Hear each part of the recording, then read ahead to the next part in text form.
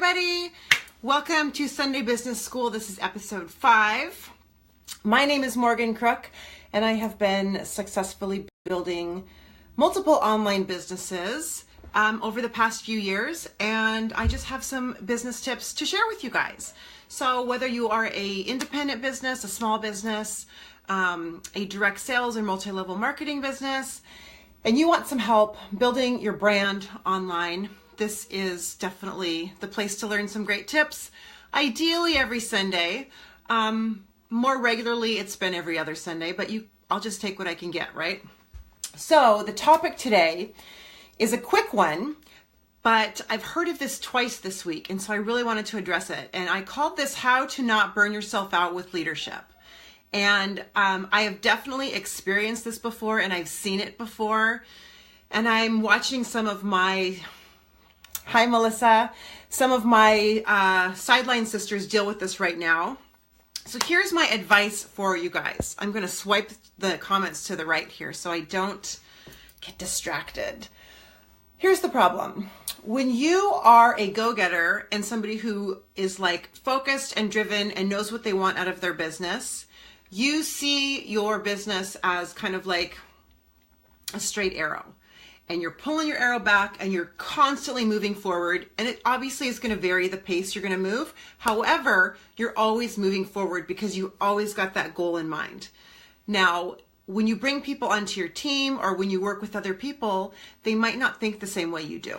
So when you're constantly trying to lead people like you want to be led, I'm saying if you're that type of person who's always moving forward, it is hard to put yourself into the position and the shoes of the people who don't work like that. And it can get really frustrating. And what can happen is you're putting your expectations of yourself on them because you feel like that's the overall goal. And they may even tell you that's the overall goal. So that is my first piece of advice, is don't listen to what people say to you. I'm talking about your team members. I'm talking about the people that you work with. Watch what they do, okay?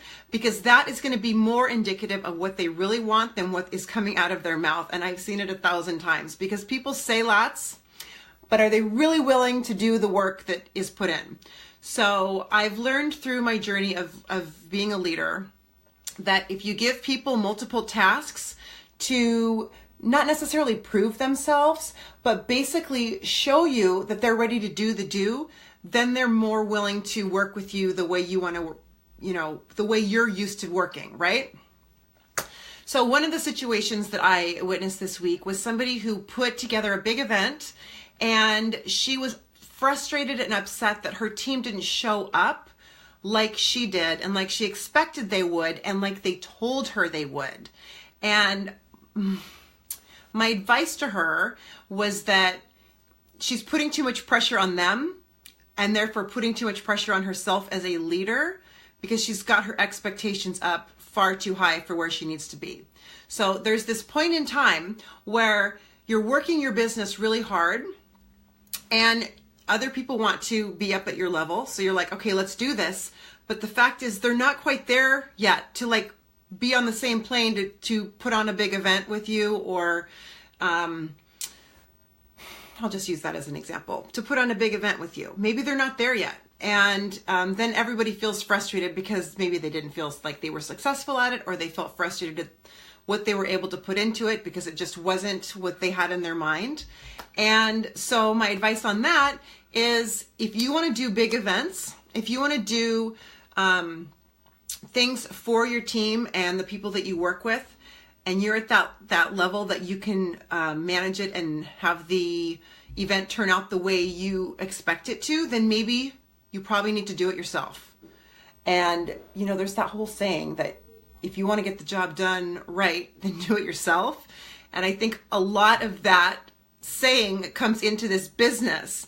And I'm certainly not dogging on anyone or making it seem like other people can't do the work as good as, like for say I could.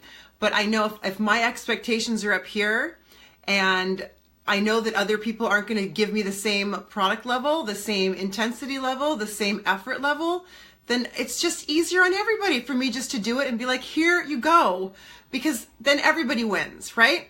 So I've seen people burn out because of this. I've seen people get super upset, and it's no fun. It's definitely no fun for anyone involved. And hopefully if you do experience that you use it as a teaching lesson and as an experience that you can share with others, because it's all a learning experience, right?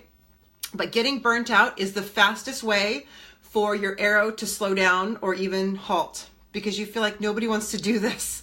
Why am I still doing this? Stay on your own path. That's my advice. So that's all I've got for you guys today for Sunday Business School. If you enjoyed this, please like, subscribe, and share.